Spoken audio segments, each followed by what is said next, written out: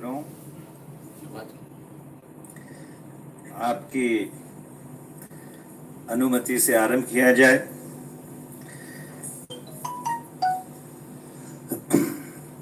बहुत बहुत धन्यवाद।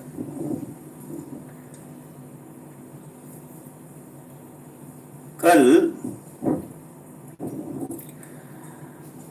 चौकीदार ने हवा में बहुत लाठी घुमाई, देश को धमकाया, ये कहा कि चौकीदार का काम है कि मुल्क को डराए, अवाम को धमकाए और अपने पाक साफ होने का और बाकी सब दोषी हैं उसका कई बार दावा किया। यहां तक कि गठबंधन को भी महामिलावट बता दिया। पर आज सुबह चौकीदार की असलियत मुल्क के सामने आ गई। आज सुबह माननीय कांग्रेस अध्यक्ष श्री राहुल गांधी ने बहुत ही विस्तार पूर्वक इस बात को प्रमाणित किया कि राफेल मुद्दे को लेकर सरकार निरंतर और लगातार झूठ बोलती जा रही है।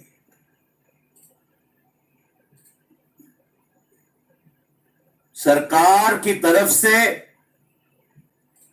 लोगों को भ्रमित करने का, एक मिथ्या का मायाजाल बुनने का और जो तथ्य हैं उनको छुपाने का कि उजागर ना हो,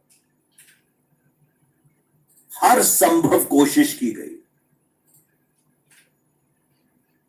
पर ये जो कमबख्त सच है ये किसी ना किसी तरह उजागर हो ही जाता है। और आज जब एक अखबार के रिपोर्ट से ये प्रक्रिया शुरू हुई तो सरकार ने आनन फानन में आकर अपने बचाव में और कई कागज सार्वजनिक किए और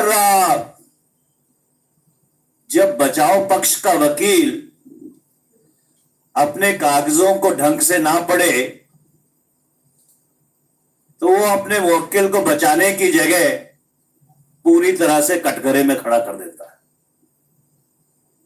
और आज भारत की रक्षा मंत्री ने भारत के प्रधानमंत्री के साथ वही किया। The note which has been released or leaked or put out through sources by the government actually indicts the Prime Minister and the Prime Minister office much more than even the original newspaper report which had appeared today in the morning. And it raises some very pertinent questions.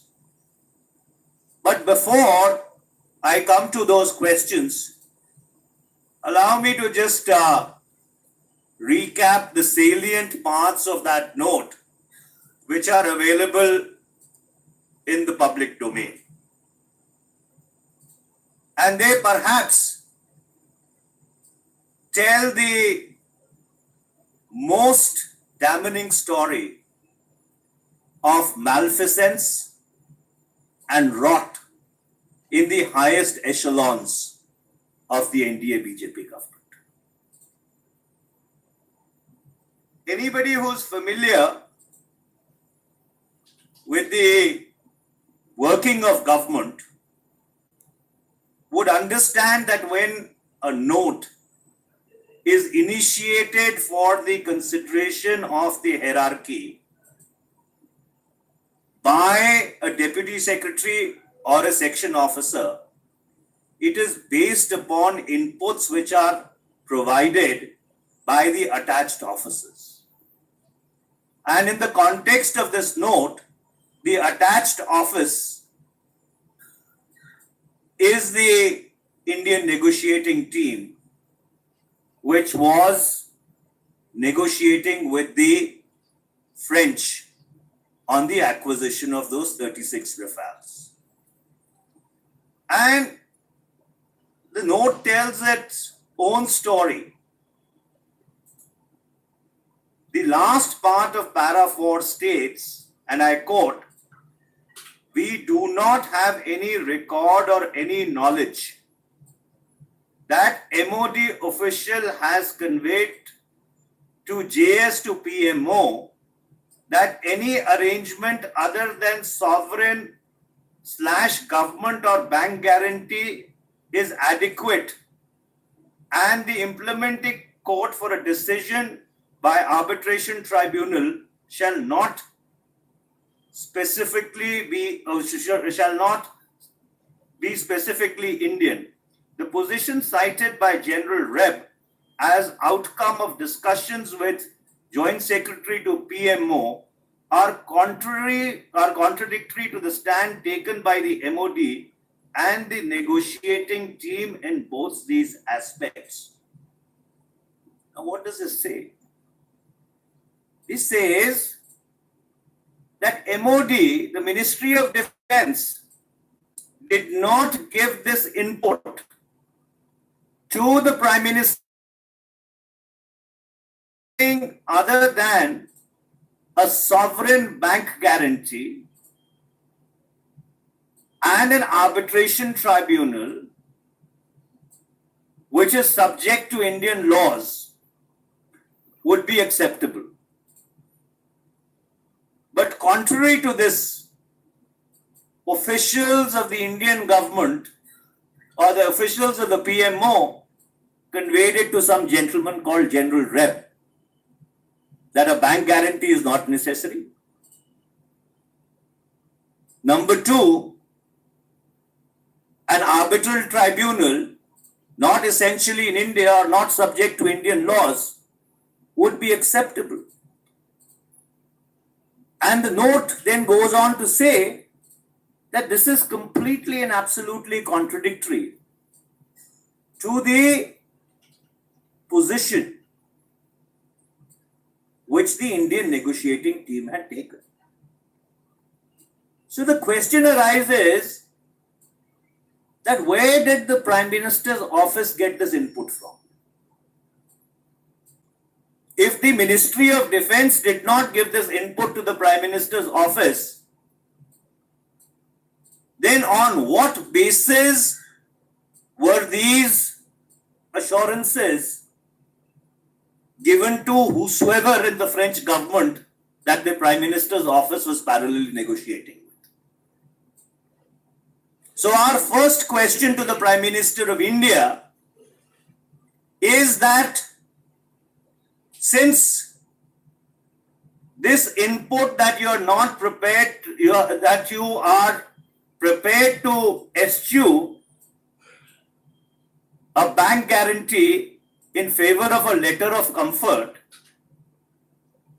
and number two, not have the seat of arbitration in India, where did this input come from? This is the first question. And now you come to the second question, and let me read para 5.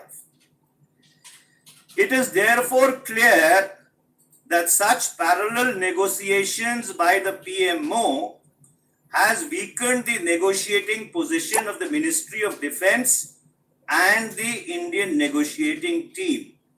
We may advise PMO that any officers who are not a part of the Indian negotiating team may refrain from having parallel parleys with the officers of the French government.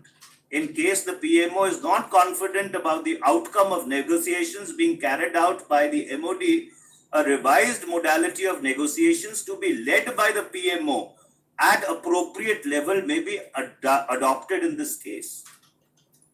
What could be a more damning indictment of the Prime Minister's office? That the Ministry of Defense is saying, please convey to the Prime Minister's office that either you stop interfering, and if you are going to continue to interfere, then please negotiate directly. We have nothing to do with it.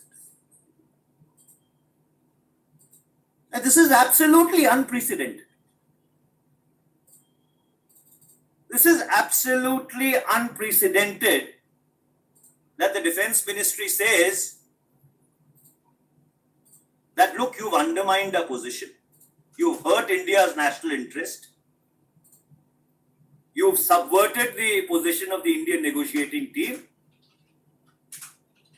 And either you stop this, or we are putting the baby squarely in your lap. Could there be, or has there ever been, a more specific, damning indictment of the Prime Minister and his office by his own Defense Ministry? So, second question is, Mr. Prime Minister, how do you respond to this indictment of you, your office, and your officers by your own Ministry of Defense? That is the second question. Now we go further. Now, the Joint Secretary, AIR,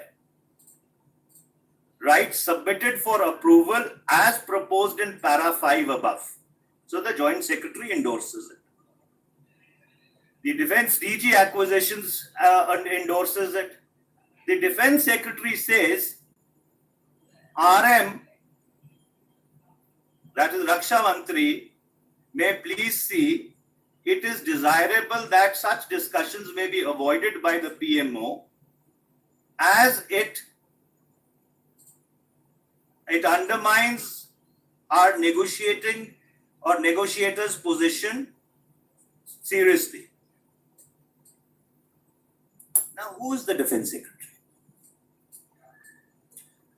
If you look at the transaction of business rules of the Government of India, the political head of a ministry is the minister. The administrative head of a ministry is the secretary of the department. Negotiations with regard to a defense deal are not a policy matter, because the division of labor between a minister and a secretary are that ministers look at policy matters and the administrative matters fall to the domain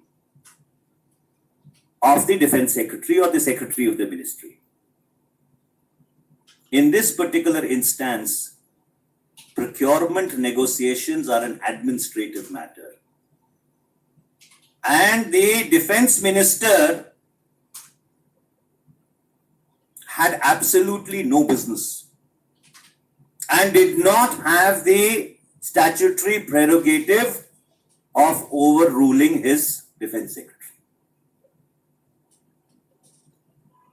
And now we come to the defense of the government put out by the Honorable Defense Minister of India.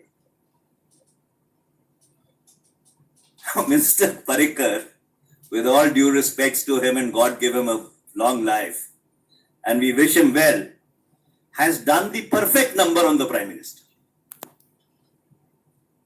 I mean, he couldn't have nailed him better.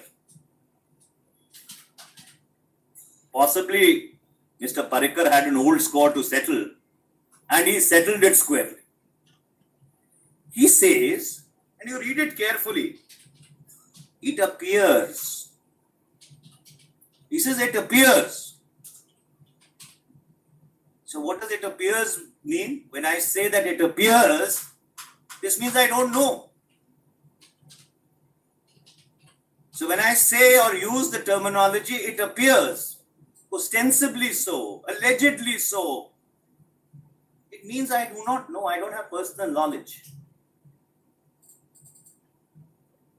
He says it appears that the PMO and the French President's office are monitoring the proposal progress of the issue. See, he does not know that the Prime Minister's office is monitoring the progress, because there was no monitoring. This was a parallel negotiation. And if you read the note in its entirety, Defense Ministry is telling Prime Minister's office, stop this parallel negotiation. You are completely and absolutely undermining our position. And therefore, you have this strange situation whereby the Defense Minister does